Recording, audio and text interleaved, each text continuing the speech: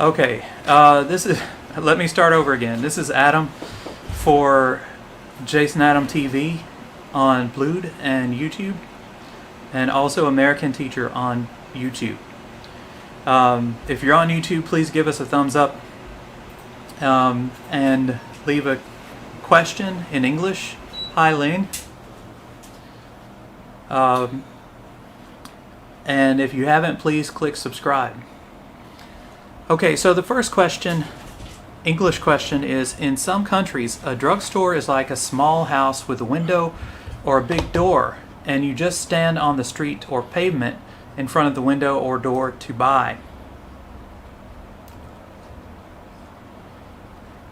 Only staff is allowed to go into that drugstore. In this case, it looks like a counter which sells medicine. See the picture below. However, there are some bigger drugstores. You can go into the drugstores. The stores also sell other things such as umbrellas, tissues, sunglasses, etc. You can go to a counter in the store to buy medicine. See the picture below. Okay, Oxford Dictionary has this example. I bought these sunglasses at the drugstore. Okay, Oxford Dictionary has this example. I bought these sunglasses. I have an echo. Okay. From Longman Dictionary, there's this example. For a number of years, artificial sweeteners were mainly used by diabetics who bought the products in drugstores. Is it correct to say I buy aspirin in the drugstore or at the drugstore?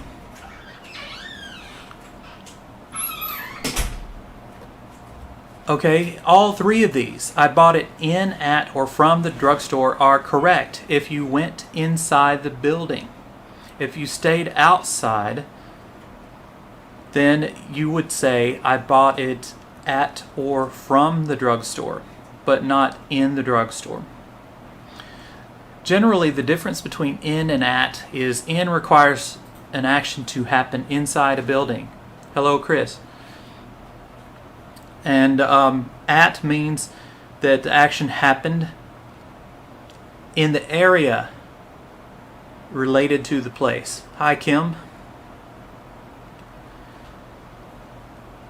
So in this case, you could use all three. If you go inside the drugstore to buy something, you could say I bought it at, in, or from the drugstore, and all three would be correct. Okay, this is Adam for Jason Adam TV on Blued, YouTube, and American Teacher on YouTube. Hello, Along. Thank you for watching. If you have any English questions, this is an English Q&A session. Please leave them, type them in, leave them in the chat box, and I will try to answer them. Okay, let's go on to the next question that I've picked.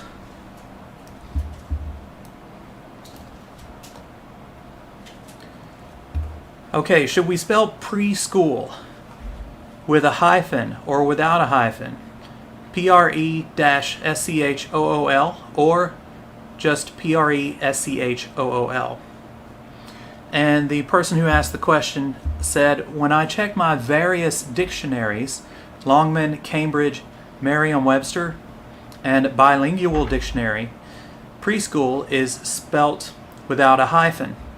Still, when I Google it, I get a fair number of hits for both spellings. So is the spelling with a hyphen just a common misspelling, or are both correct? And the answer is the use or not of a hyphen in compound words is not a misspelling, it's just a stylistic choice. I think most native English speakers consider using a hyphen in compound word to be old-fashioned. Most of the time we don't use a hyphen in compound words anymore. So it would be more common to spell preschool without a hyphen rather than with a hyphen. So yeah, this is a common question, and Depending on the dictionary, it might show compound nouns with hyphens or without, but either one is correct. Okay, this is Adam for Jason Adam TV on Blued. Hello, Bertrand. And this is Adam also for Jason Adam TV on YouTube and American Teacher on YouTube. If you have any English questions, this is an English Q&A session. You can type them into the chat box and I'll try to answer them. Thank you for watching. Okay, I'm going to go on to the next English question that I chose for today.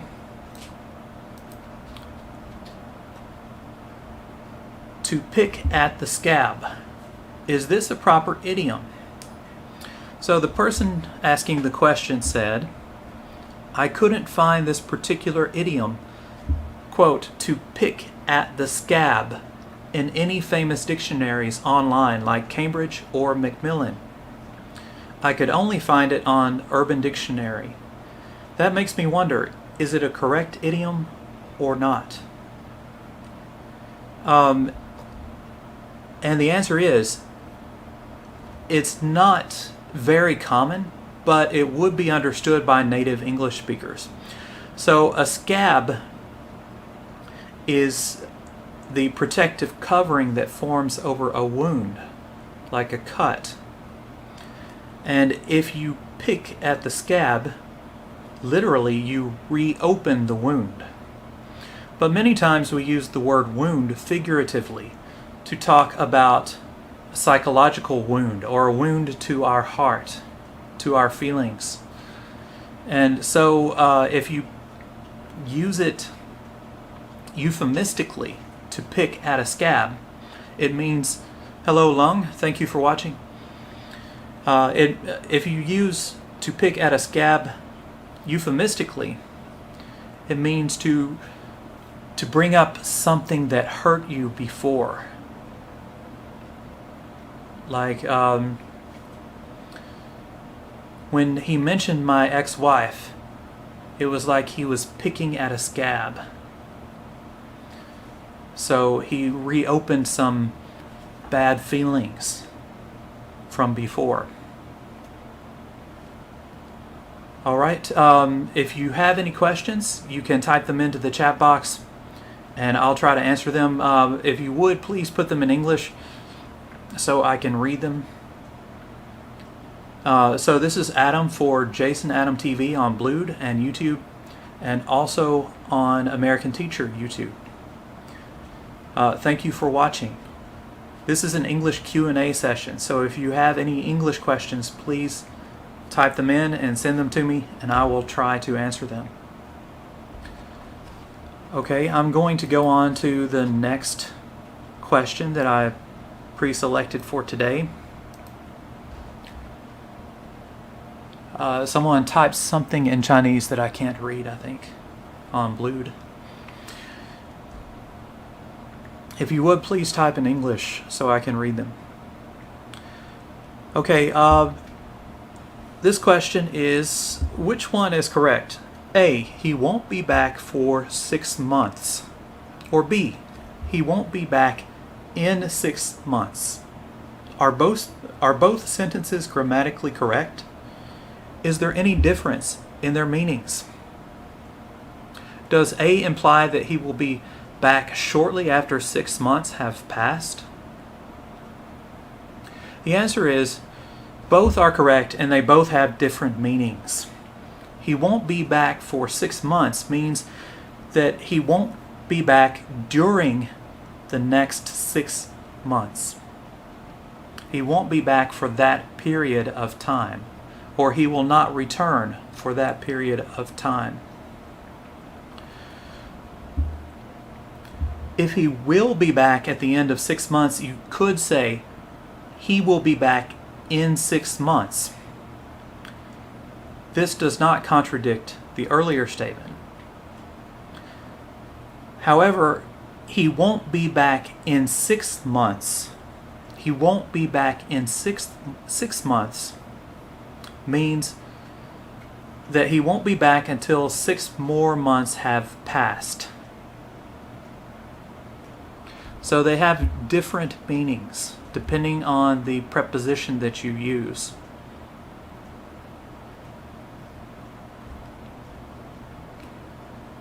Okay, this is Adam for Jason Adam TV on Blued. Hi, Oliver. And also Jason Adam TV on YouTube and American Teacher on YouTube. Thank you for watching. This is an English Q&A session, so if you have any English questions, please type them into the chat box and send them to me, and I will try to answer them during this session. Okay, and the last question I had picked for today, pre-selected for today, is I was asked about weddings and birthday parties in my country. I said the following, quote, "The number of guests at birthday parties is not as high as at weddings." I have two questions about this sentence. Number one, since the subject is number, was I correct to use is here? And number two, when talking about parties and weddings, do we use at? Okay, the answer is, for number one, yes. Number is singular. So is correct. So number is the subject of the sentence. The number of guests at birthday parties is not as high as at weddings. The subject is number and it is singular, so it is correct to use the be verb is. The subject is not birthday parties. Okay, and for number two, yes, you can say you are at a birthday party. That is correct. You cannot say I'm in a birthday party, because a birthday party is an event. It's not really a place. It's not really a building, so we cannot say we are in the birthday party.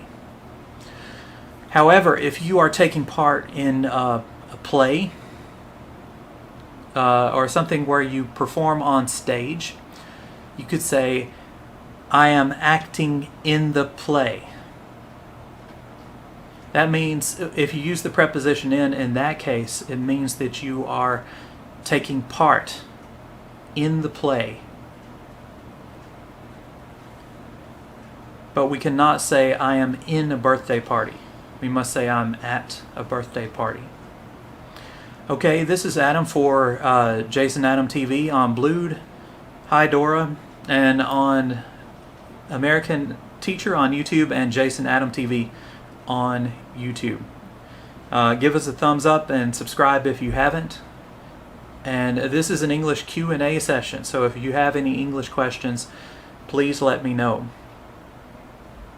Okay, I was talking about prepositions. So while I'm waiting for your question, I will mention about prepositions of time.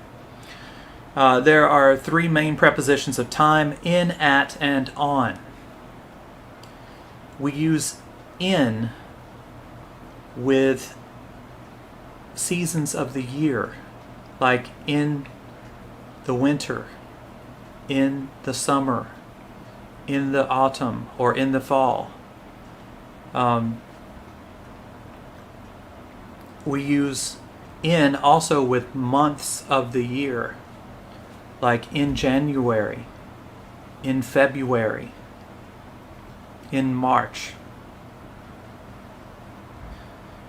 However, if we are talking about a date, like July 22nd, we would use the preposition on July 22nd. Or if you add, hello Promisey on Blued, thank you for watching. So if you're using a full date, like on July 22nd, 2021, you would still use the preposition on. But if you're using the month by itself, you would use in, like in July. We use at for times, like at 7 o'clock, at 10:30. We also use at with night. I sleep at night. However, we use in for the evening or the morning. I wake up early in the morning. I sleep in the evening. I do homework in the afternoon. Okay, we also use at with noon. Noon is a time, or with a meal, like at breakfast, at lunch, at dinner. We use in with years by themselves, like I visited Japan in 2018. Okay, this is Adam for Jason Adam TV on YouTube and Blued, and also American Teacher on YouTube. If you have any English questions, this is an English Q&A session. I've got a couple of more minutes left, so if you have any questions, please send them to me and I'll try to answer them as soon as possible. Okay, so I was talking about prepositions, and I had mentioned the prepositions of time. There are also prepositions of movement, like across. If you are going from one side of the street to the other, you would say, I am walking across the street. Across. If you are moving inside a place, like a building, you would say, I am going into, like I am going into the supermarket. If you are leaving a place, you would say, I am going out of the supermarket, for example. Hello, Mature Key. Thank you for watching Jason Adam TV. We've just got about a minute or so left. If you have any English questions, please leave them and I'll try to answer them. Okay, so I guess I'll end up by talking about the COVID situation in Taiwan. If you haven't heard, they're going to lower to level 2 precautions next week on Tuesday. But my school is not going to open up until August because English teachers are required to either be vaccinated or to be tested for COVID every 3 days. And given the logistics, I guess, of testing teachers so frequently for COVID, my school has decided to stay closed. So I will be here, and so if you have any English questions, please tune in tomorrow. I'll try to be online around 5:30 or so. I was a little bit late tonight because I had some errands to run. So try to think of your English questions in advance and send them to me during my English Q&A session tomorrow, and I'll try to be online around 5:30 p.m. Taiwan time. Thank you for watching Jason Adam on Blued, YouTube, Jason Adam TV on Blued, YouTube, and also American Teacher on YouTube. If you haven't already, please click subscribe, give us a thumbs up. Thank you for watching. Bye-bye.